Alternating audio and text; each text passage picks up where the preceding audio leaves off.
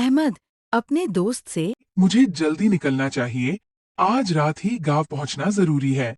अगर देर हो गई तो मुझे जंगल से होकर जाना पड़ेगा। दोस्त अहमद, रात में जंगल का रास्ता खतरनाक है। तुम सुबह क्यों नहीं निकलते?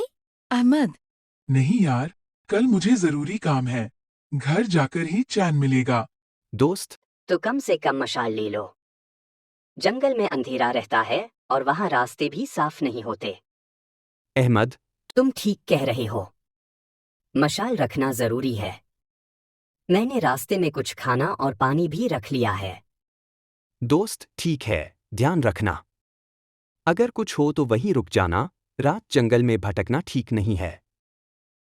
अहमद मुस्कुराते हुए, तुम फिक्र मत करो, मैं जल्दी ही गांव पहुंच जाऊंगा। दोस्त, चलो ठीक है, पर हिम्मत से काम लेना और हर बात का ध्यान रखना। जंगल में कुछ अजीब भी हो सकता है। अहमद, अरे तुम भी बस। मैं बस रास्ता पार करूंगा और सीधे गांव पहुंच जाऊंगा। एक बार की बात है कि एक आदमी जिसका नाम अहमद था अपने काम से लौटकर अपने गांव जा रहा था। रात का समय हो गया था और रास्ते में एक घना जंगल आता था जिसे पार किए बिना गांव पहुंचना मुश्किल था।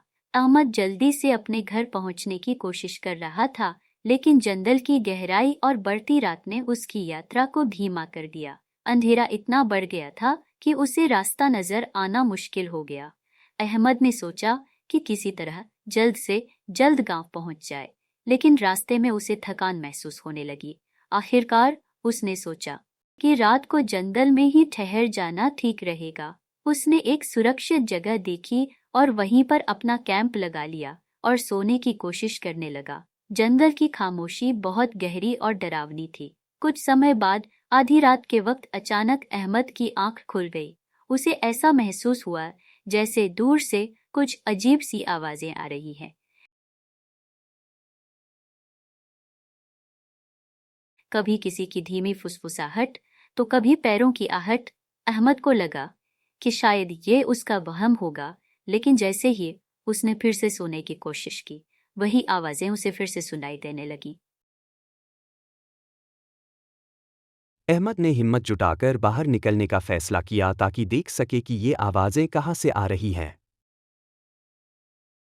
अहमद के सोते समय अचानक कुछ आवाजें सुनाई देने लगती हैं। अहमद चौंक कर, ये आवाजें कहाँ से आ रही हैं? क्या सच में कुछ है या मेरा भ्रम है? कुछ देर सुनने के बाद अहमद अपने कैंप से बाहर निकलता है। अहमद, सुंदर महिला को देखकर, तुम यहां इस वक्त क्या कर रही हो? जब वह अपने कैंप के बाहर निकला तो उसकी नजर दूर एक औरत पर पड़ी। वह बहुत सुंदर औरत थी, लेकिन उसके चेहरे पर एक अजीब सी मुस्कान थी। वह पेड़ों के बीच खड़ी थी और अहमद की तरफ देख रही थी। अहमद थोड़ा डर गया, लेकिन उसने हिम्मत करके पूछा, तुम यहाँ इस वक्त क्या कर रही हो? मुझे अपने रिश्तेदारों को ये चीजें देनी थीं, पर मैं रास्ता भटक गई हूँ। अरे, मैं भी उसी गांव का हूँ। अगर तुम चाहो तो ये चीजें मैं उन्हें पहुंचा सकता हूँ। मुस्कुराते हुए, ये तुम्हारी बहुत बड़ी मदद होगी। धन्यवाद। अहमद ने कुछ पल सोचा और फिर कहा, मैं भी उसी गांव का हूँ।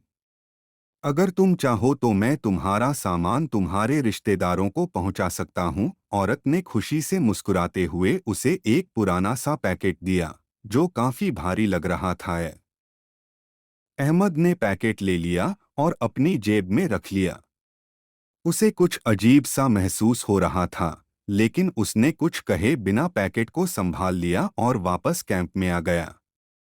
अगली सुबह सूरज निकलते ही उसने अपना सामान बांधा और गांव की ओर चल पड़ा। गांव पहुंचकर अहमद उस पते पर गया जो उस औरत ने उसे बताया था। वह एक पुराना घर था जो काफी जर्जर हालत में था। अहमद ने दरवाजा खटखटाया तो अंदर से एक बूढ़ा आदमी बाहर आया। अहमद ने उसे नमस्ते किया और कहा, ये सामान आपकी रिश्तेदार ने मुझे दिया है ताकि मैं आपको पहुंचा सकूं। बूढ़ा आदमी यह सुनकर चौंक गया।